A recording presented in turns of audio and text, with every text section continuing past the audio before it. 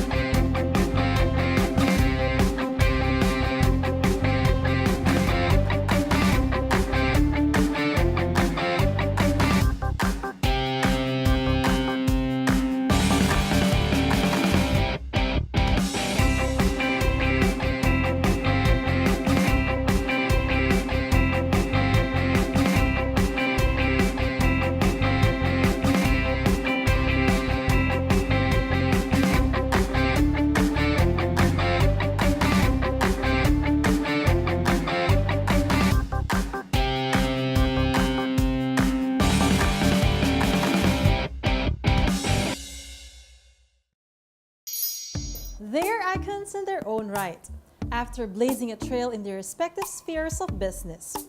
How did they turn their simple dreams into long-lasting success? Today, the brand Jewelmer can be synonymous to exquisite fine jewelry. It is also known as one of the producers of the world's most lustrous pearls. So how did Jewelmer stay on top of the jewelry industry throughout the years?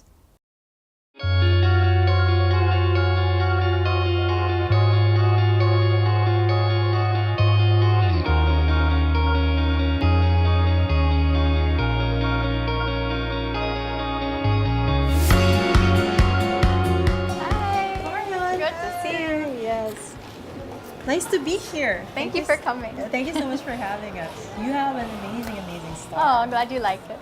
Would you like to see our collection? Yes, come on, let's go. So what do we have here? Yes, this is our amulet pendant. It's very nice, no? Oh, thank you very much. And you can see there's diamonds as well. There's a lot of dimensions. It's very intricate. This is South Sea Pearl, and the color is golden, which is one of the rarest varieties and most difficult colors to achieve. So that's a gold South Sea Pearl. Yes. So both the earrings and the necklace? Yes, and actually it's the national gem of the Philippines. This is our Bollicini collection. It's also very wearable. You can go from day to night in this piece. You can wear it with jeans, you can wear it with a formal dress, so it's very versatile. And it's inspired by effervescent bubbles like in champagne or from the ocean. So it's a very playful collection. All of these pieces are handcrafted by handcrafted. Filipino craftsmen. So how long does it usually take for a set to finish? To get the pearl, it takes 5 years. The designs can take several months, and then to produce the piece, because they're all handmade, it can take several months to a year as well, because we're very particular about getting the right detail and everything has to be perfect. The pearl you see in our jewelry is the exact same pearl that comes out of the oyster. We don't cut it, we don't change the color, we don't shape it. We have to work with what nature gives us. So it's beautiful. This one's a very nice collection.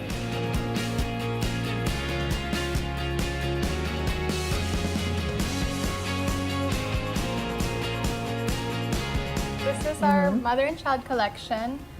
Two different designs, and they're both inspired by the warmth embrace and the loving bond between a mother and her kid. So this piece, it can be husbands purchasing it for their wives, it can be women purchasing it for their moms, or it can be you purchasing it for yourself as a constant reminder of the love between you and your child. Wow, that's really sweet though.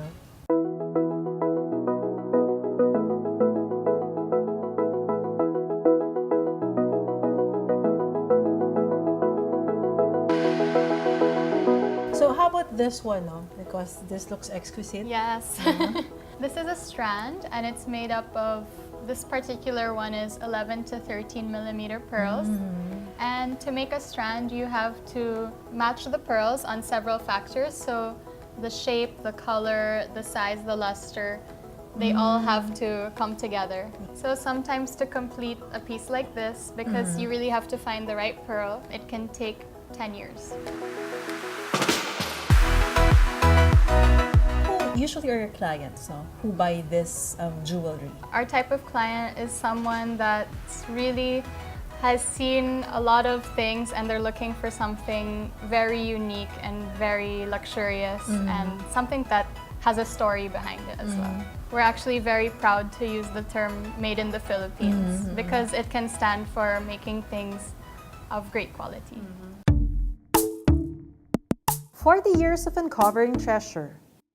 40 years of luster.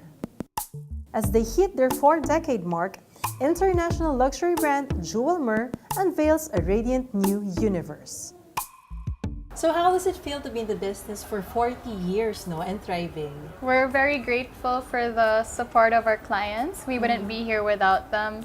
And of course, this just inspires us to work harder and push boundaries because we want to be here for another 40 years and more. Oh wow! How about this beautiful necklace, no? These two pieces are a tribute to our 40 years. Alright. This one is our 40 rays pendant. Each ray is a tribute. It's like a capsule of every year of the company. Oh, so these are all 40? Yeah. Oh, okay. Very nice, no? The concept. Thank you. And then this one is Jardin de la Mer. In English, that translates to Garden of the Sea. There are only 40 pieces that will be produced of this pendant. So limited edition. Yes. Wow.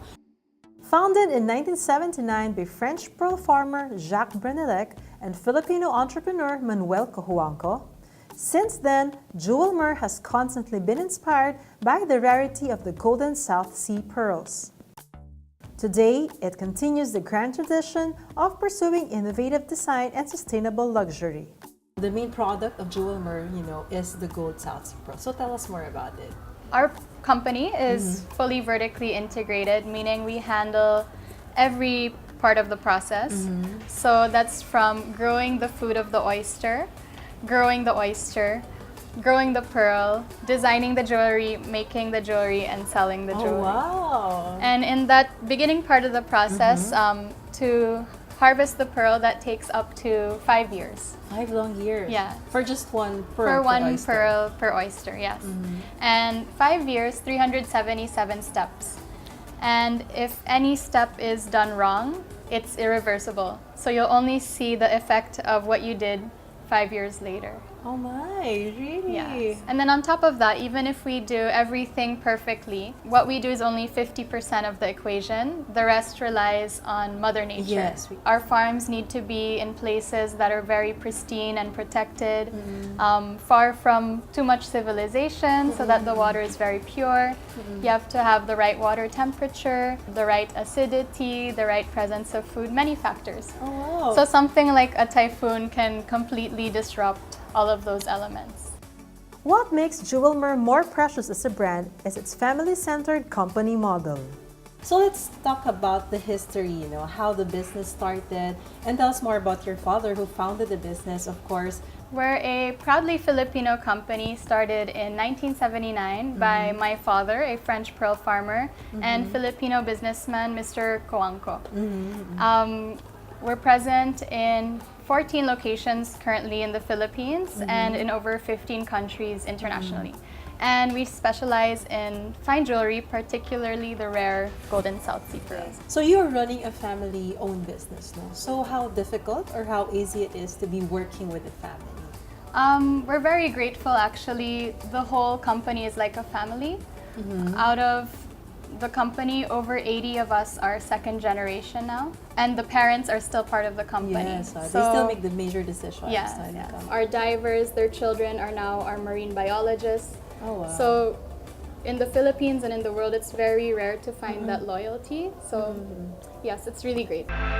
More than being the leading cultivator of golden South Sea pearls all over the world, Jewelmer has also been recognized for making a difference in preserving the environment and supporting the local industry. Earlier, I was asking about the painting. Could you tell us what this painting is all about? So this painting was actually done by 4 artists who painted it together. The pearl is at the center of it, and this is part of our We Create Hope movement. And we actually have a Pearl of Hope bracelet, and proceeds from that bracelet go to the Save Palawan Seas Foundation. It's also your way of protecting the environment. Because if we didn't protect the environment, we wouldn't have pearls. Actually, it's the other way also. If you don't have pearls, that means you've already destroyed the environment. That's true, because you're very much dependent on nature and all.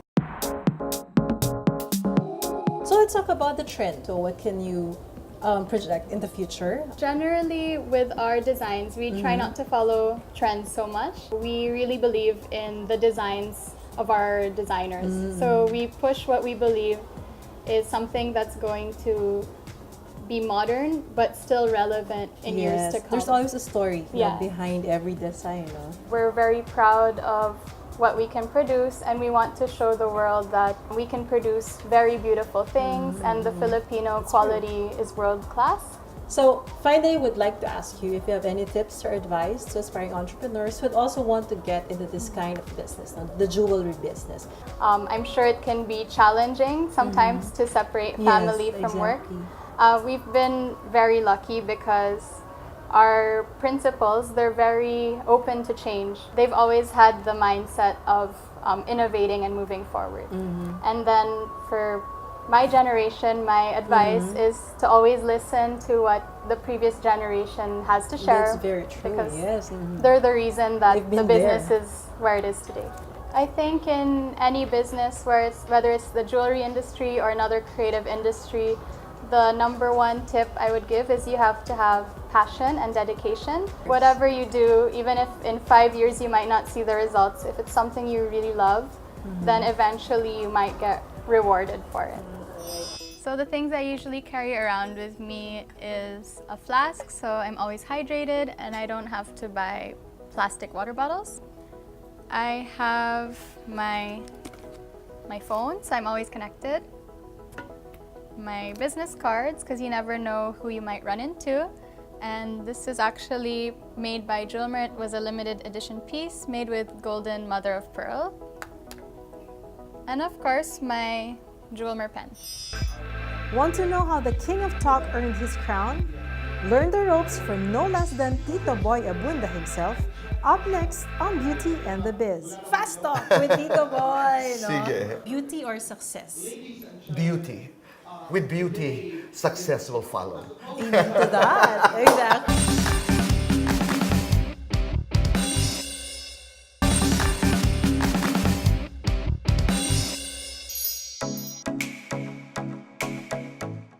A successful celebrity endorser, publicist, talent manager, television personality, and more popularly known as the leading talk show host in the country. Throughout the years, Tito Boy Abunda has made the rounds in all aspects of the showbiz industry. And today, we turn the tables on him as he sits on the interview chair. So we are here today with the King of Talk himself, Tito Boy Abunda. Thank you so much for having us po. Thank you for dropping by. Thank you. Thank you. So we all know that you wear many hats. No? You are a publicist, you are a celebrity endorser, you are a talk show host. No? So what can you say? What do you hate or what do you love about it? And how do you manage your time and your roles? I don't hate anything about it, but some days can be crazy because of schedules. What don't I like is when I mess up my schedule. It's basically my fault, nobody's fault. When a lot of years I spent in the industry and not being able to say no.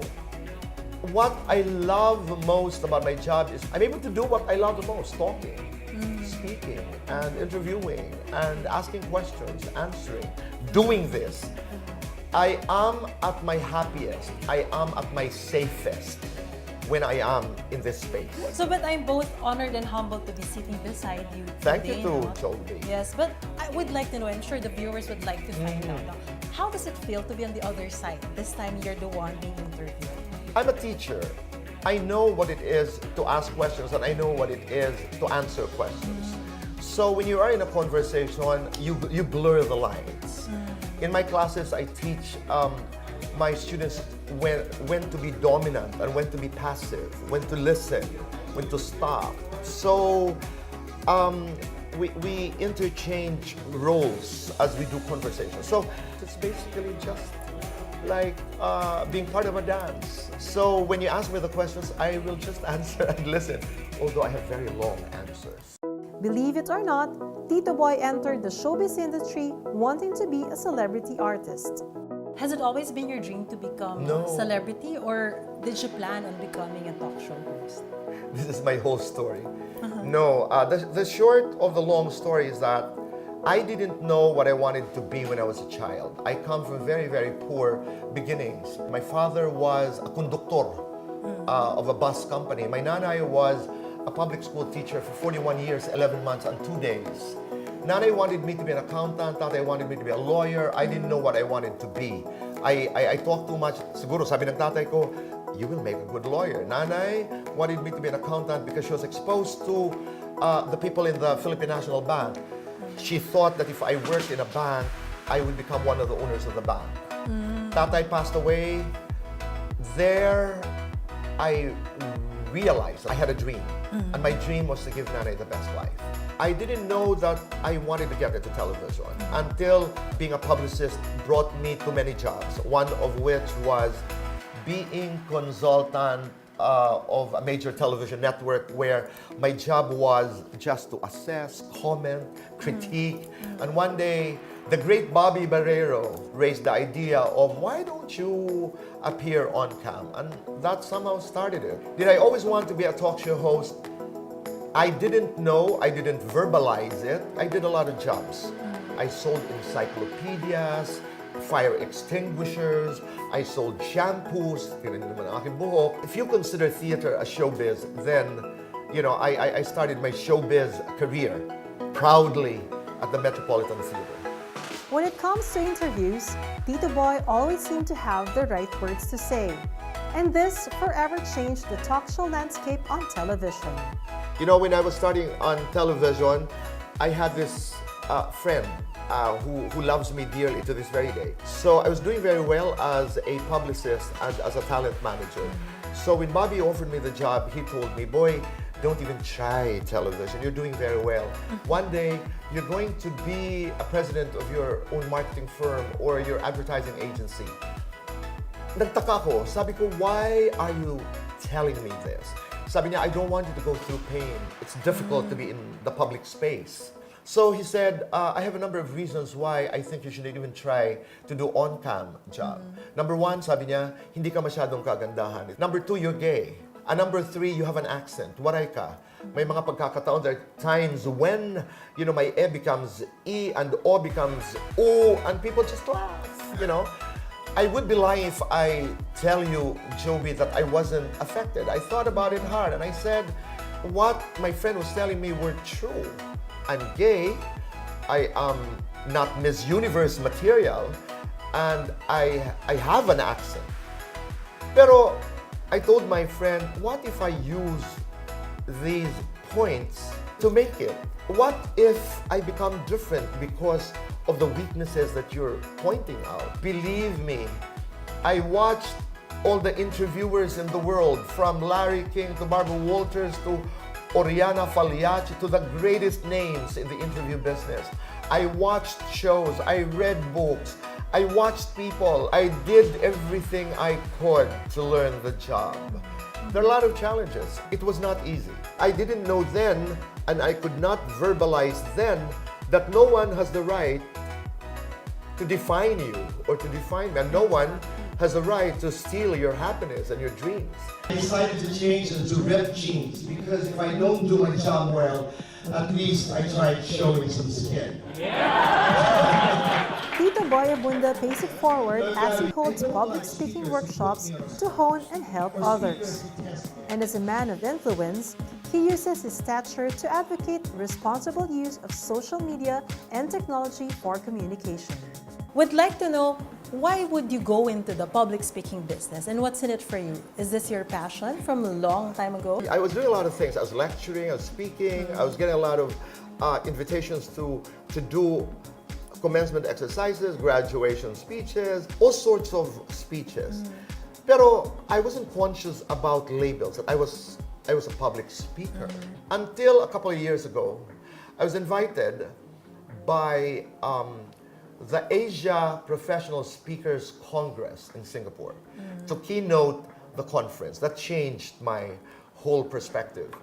I spoke before some of the most accomplished speakers in Asia and even the world. And I got a 10-minute standing ovation. Because I worked hard for that speech. That was my epiphany. I told myself, this is another thing. When someone tells you that it's too late to dream, don't believe that voice. Because you can start a dream anytime you want. You can be 15, you can be 150 years old, and if you want to dream, you should dream. I know you're here because you want to learn. Today, many aspire to fill Tito Boy's shoes. But what does it take to be a successful business personality? I'm sure a lot of people would like to know, what do you think, Tito Boy, is that one thing in you know that makes your interviewee so comfortable, makes celebrities pour out their hearts to you, even tell you their secrets? What do you think is that characteristic that you have that people are more comfortable in talking to you? I just don't empathize. I co-feel. That's a word we use in social development. There's a little difference. Empathy is good, but when you co-feel, you journey with a person. I do not condescend.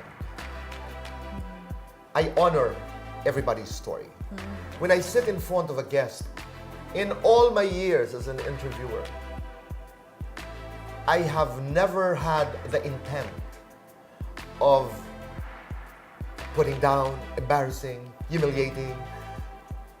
Even when you ask the hard questions, you still listen to the now. Are we ready?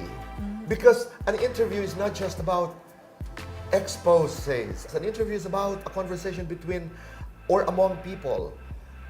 I always tell my staff in my different shows, an interview on television will never be more important than life.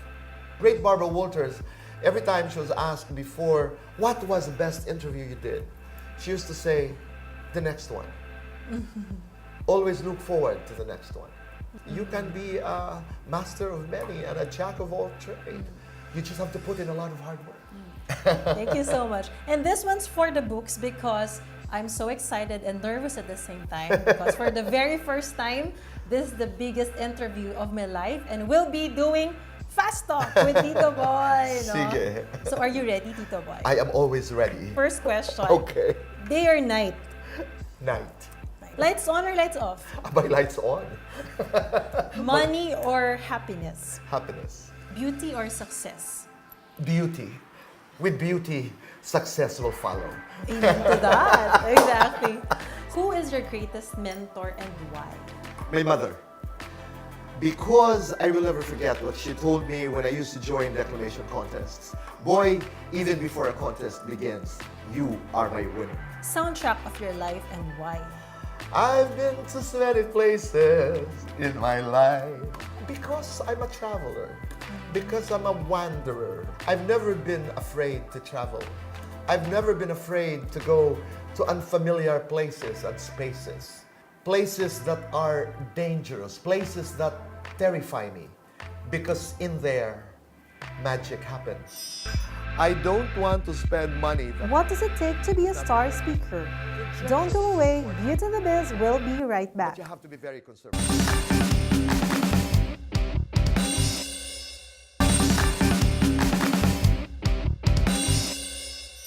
We are still here with Tito Boy and we'd like to discuss more about the business side of public speaking.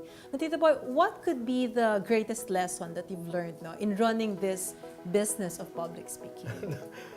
I don't know how to make money. Yet. But there has to be a way to be able to do it properly so we can sustain it. We are in the process of organizing ourselves so that some people will take care of the business side and we will take care of, the creatives, ika nga. We are in the process of discovering, to be very honest. I'd like to be able to mentor as many people as possible. That's my goal. Pero alam mo, Joby, I'm not afraid. When I started to manage talents, I didn't know what I was doing. I learned the ropes along the way. Yes, exactly. What could you tell the viewers or aspiring entrepreneurs who wanted to be in this kind of field also? What should they be investing in and what should they be looking for in partners or in students? I remember when I started my business as a PR boy, I had one small table, a chair, under the stairs of a very small apartment, and my phone was the phone of the sari-sari store. Why am I saying that? Lower your cost. I don't want to spend money that has not been earned.